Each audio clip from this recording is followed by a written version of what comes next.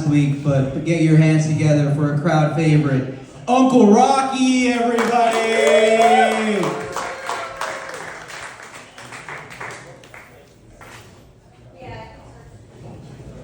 Tommy grew a beard like his mom, huh?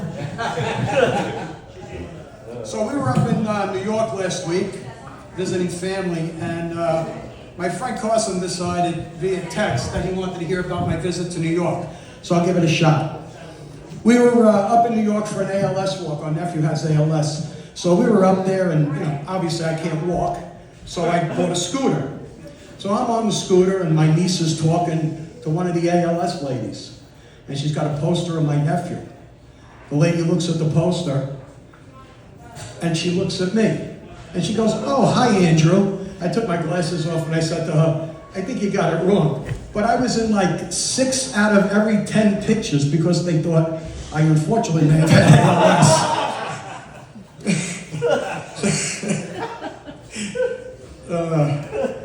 So at the ALS walk, one of my nephews is trying to say hello to Andrew's wife.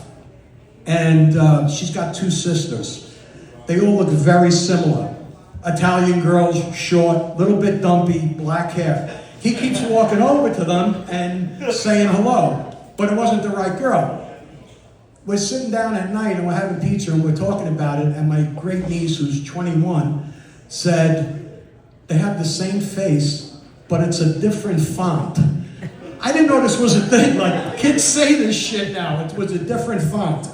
So after the ALS walk, we go over to Andrew's house, and for the first time in my life, I harvested pot.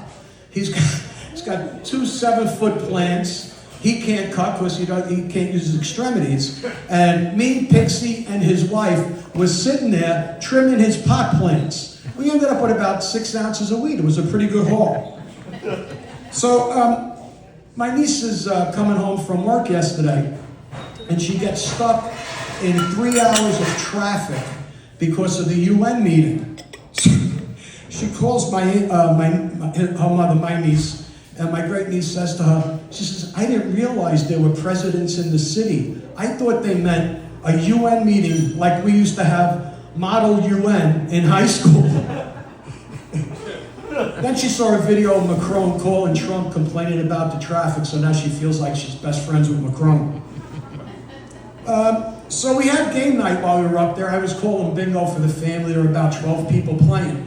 And then we played a game called Family. It's a simple game. Everybody writes a fictional or non-fictional character on a piece of paper. You throw it in a bowl. Somebody reads all the names. Then you have to guess who's who.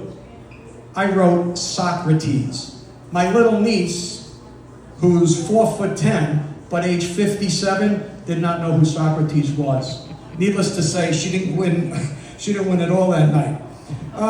We had a praying mantis incursion in the house while we were outside playing bingo. And I want to play for you what that's like with all the nieces.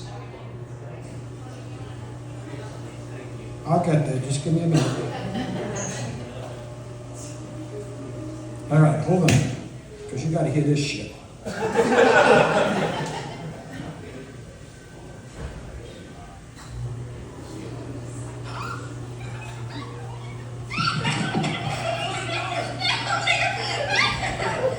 That's only 10 seconds of it, and they dropped the phone and just took off.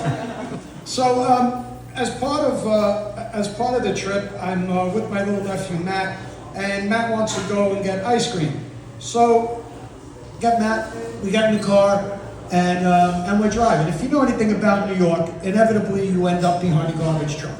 So we're driving along, the garbage truck hits a speed bump, garbage flies out, and this giant dildo smashes into the windshield. I see the kid, he's like bug-eyed. I said, "I don't want to have an embarrassing conversation." I said, "Matt, don't worry about it, it was just a bug." He looks me dead in the eye and he says, "Uncle Rocky, how does a bug fly with a dick that big?" And while I was up there, the kids convinced me to get onto TikTok. And what I found out is that the more social media you get on, the more there's diminishing returns. So now on TikTok, I see the same fuckers that are here every week that I see on Instagram and Facebook. All right, that's my time. Let's hear it for Tony G. Oh, by the way, if you never saw Tony and I standing together, we look like a number 10.